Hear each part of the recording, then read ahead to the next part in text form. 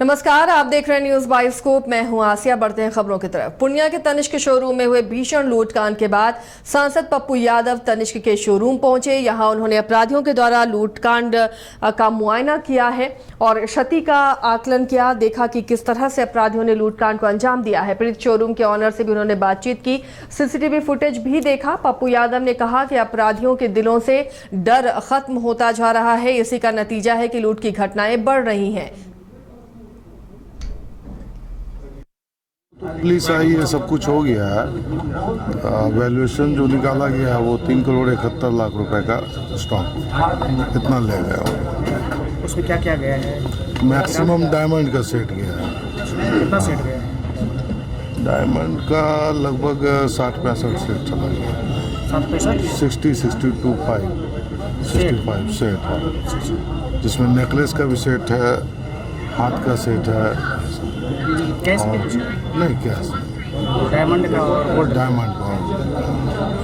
आप इसको इस दृष्टि से नहीं देखिए कि पूर्ण 200 करोड़ की ज्वेलरी हाजीपुर में लूटी गई और जो लुटेरा हैं वो हाजीपुर जेल में, जयपुर से हाजीपुर लाए गए। इंटरनेशनल गैंग है जो ज्वेलर को लूटने का काम करता है। दरभंगा लूटा गया, पटना 3 बार गांधी मैदान के बगल में लूटा गया। मुख्यमंत्री जी, डिप्टी सीएम और एसएसपी के घर से 200 मीटर दूर, मुख्यमंत्री जी के घर से 1.25 किलोमीटर दूर, एक बार नहीं 3 बार। आप इसको ऐसे समझिए। मेरा सवाल सीधा है। जदयू के पूर्व विधायक राजीव रंजन का पार्थिव शरीर पार्टी कार्यालय लाया गया। पार्टी कार्यालय में पार्थिव शरीर के पहुंचते ही सन्नाटा पसर गया। इस पूरे मामले पर पटना संवाददाता अविनाश सिंह ने बिहार सरकार के मंत्री अशोक चौधरी से खास बातचीत की। जेडीयू के राष्ट्रीय प्रवक्ता राजीव रंजन का पार्थिव शरीर पार्टी कार्यालय में पहुंचा है और देखिए बिहार सरकार के मंत्री अशोक चौधरी हैं। अशोक चौधरी जी, ये जो पार्थिव शरीर पहुंचा, राजीव रंजन जी के जाने से कितना क्षति पहुंचेगा पार्टी को? पार्टी के मजबूत नेता थे और अभी तुरंत साहब ने उनको राष्ट्रीय महासचिव बनाया था 1 हफ्ता पहले।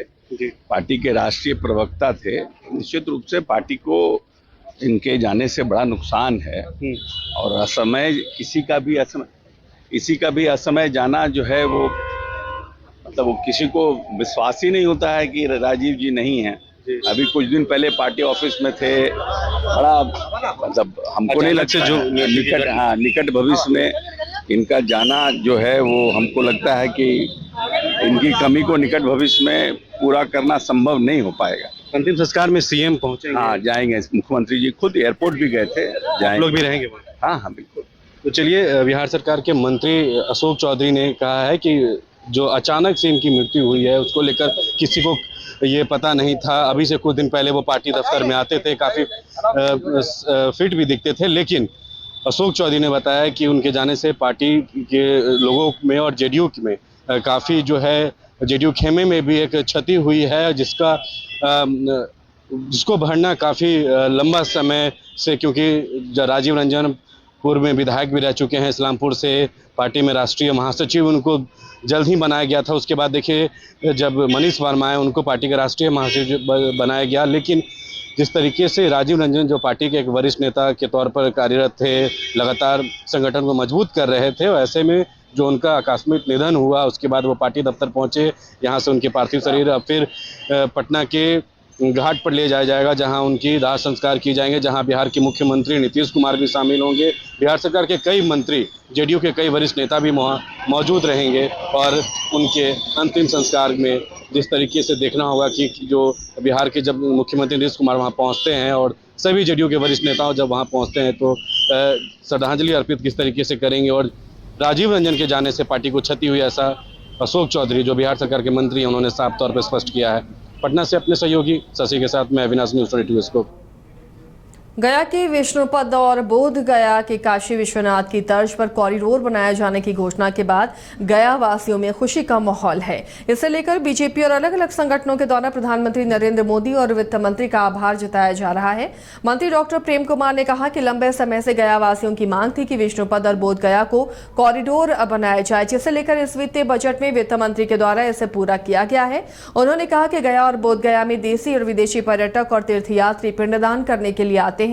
इसे देखकर कॉरिडोर बनाना काफी जरूरी था। साथ ही कई और घोषणाएं भी की गई हैं, जिनका स्वागत गया वासियों के द्वारा किया गया।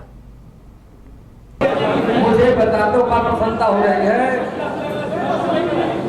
कि गया वासियों का, मगध वासियों का लंबे समय से मांग था कि गया के तीर्थस्थल, पर्यटन स्थल, जहाँ बड़ी संख्या में तीर्थयात्री यहाँ पर आते हैं, बड़ी संख्या में पर्यटक यहाँ पर आते हैं, अंतर सलीला फल्गु नदी किनारे पुरखों के आत्मा के शांति के लिए तर्पण पिंडदान करने आते हैं।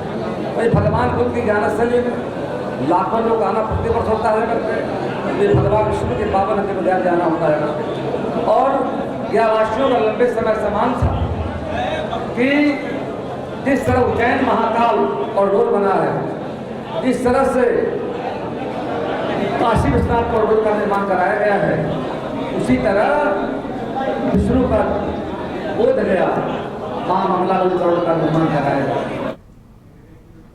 जदयू के राष्ट्रीय प्रवक्ता और इस्लामपुर के पूर्व विधायक राजीव रंजन का पार्थिव शरीर पार्टी दफ्तर पहुंचा। पार्टी कार्यालय में जदयू के प्रदेश अध्यक्ष उमेश कुशवाहा और जेडीयू के राष्ट्रीय महासचिव मनीष वर्मा ने श्रद्धांजलि अर्पित की। इस मौके पर बिहार सरकार के मंत्री श्रवण कुमार और जदयू के कई वरिष्ठ नेता मौजूद रहे। लाइन बना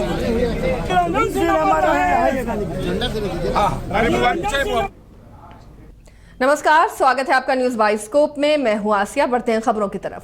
सीएम नीतीश कुमार के आवास पर बैठक खत्म हो चुकी है, जिसके बाद बिहार सरकार के मंत्री श्रवण कुमार ने कहा कि नीतीश कुमार से झारखंड के कुर्मी और कुशवाहा महासंघ और जदयू के प्रमुख नेता मिलने की इच्छा उन्होंने जाहिर की थी। उन्होंने बताया कि बैठक में झारखंड विधानसभा में अच्छे मार्जिन से उपस्थिति दर्ज कराने को लेकर चर्चा की गई है।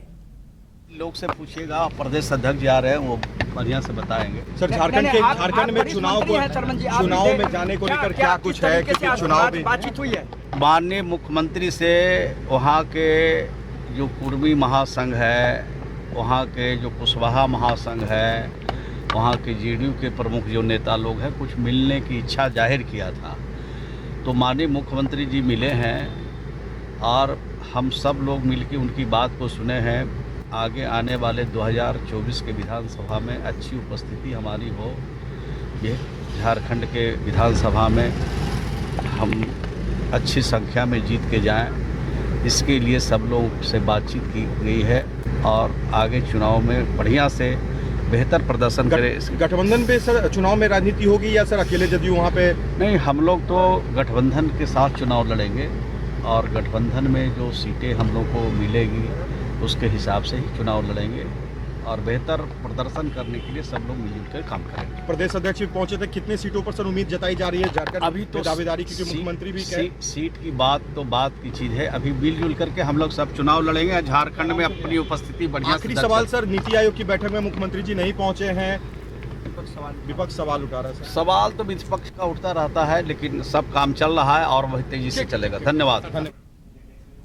नीति आयोग की बैठक पर सबकी नजरें टिकी रही, क्योंकि कई राज्यों के मुख्यमंत्री इस बैठक में शामिल नहीं हुए। बिहार के मुख्यमंत्री नीतीश कुमार भी बैठक में शामिल नहीं हुए। इसे लेकर जदयू के प्रदेश अध्यक्ष उमेश कुशवाहा ने बयान देते हुए कहा कि नीतीश कुमार का निर्धारित कार्यक्रम था और इसके लिए मुख्यमंत्री नीतीश कुमार का स्वास्थ्य भी ठीक नहीं है, इसी वजह से वो शामिल नहीं हो सके। विश्वास है कि प्रधानमंत्री जी बिहार के लिए कुछ करेंगे। हमारे पूर्व के राष्ट्रीय अध्यक्ष माननीय ललन बाबू जो भारत सरकार के मंत्री हैं, वो नीति आयोग के सदस्य हैं, तो और हमारे यहाँ के जो मुख्य सचिव हैं वो नीति आयोग में भाग लेने के लिए गए हैं।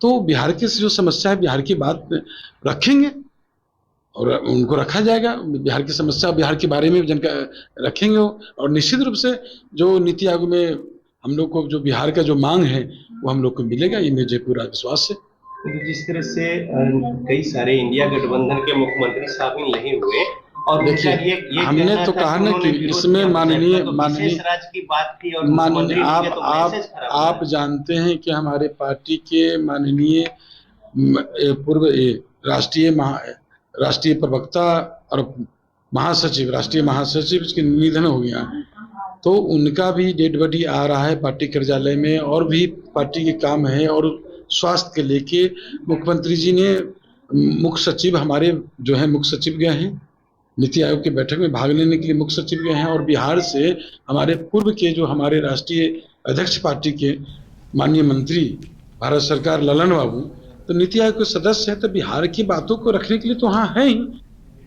मॉनसून सत्र समाप्त होने के बाद भाकपा माले के विधायक महबूब आलम ने प्रेस वार्ता कर कहा कि विशेष पैकेज के बहाने मुख्यमंत्री ने अपने जमीर को बेच दिया और बिहार की जनता के साथ विश्वासघात किया है। विशेष राज्य का दर्जा और विशेष पैकेज में जमीन आसमान का फर्क है। बिहार आज बर्बादी की ओर है। सदन में आरक्षण का मुद्दा भी उठाया गया था, उस पर भी सत्ता पक्ष ने कोई जवाब नहीं दिया। बिहार में 75% आरक्षण की सीमा के प्रस्ताव को केंद्रीय सरकार ने ठुकराया। बिहार सरकार बहाना करती है कि हाईकोर्ट ने इस पर रोक लगाई है। बनाए रखने में कामयाब हुए और हमारी जो एक सदस्य है विधान परिषद में, उन्होंने भी विधान परिषद में अपनी भूमिका के माध्यम से बिहार की जनता के सवालों को प्रमुखता से उठाया और बेहतरीन अपनी भूमिका अदा की। और यहाँ तक कि विधान परिषद की माननीय जो सदस्य है विरोधी दल की राबड़ी जी के साथ मिलके उन्होंने वहाँ भी एकजुटता का प्रदर्शन किया। और इस तरह से अब हम लोग जनता के सवालों के साथ जो धोखा हुआ है, जनता के सवालों को उठाने का कोई मौका नहीं दिया। ये जो अध्यक्ष महोदय का आचरण बिल्कुल एक सदन के अध्यक्ष का आचरण नहीं। अध्यक्ष हमेशा सदन का बिहार विधान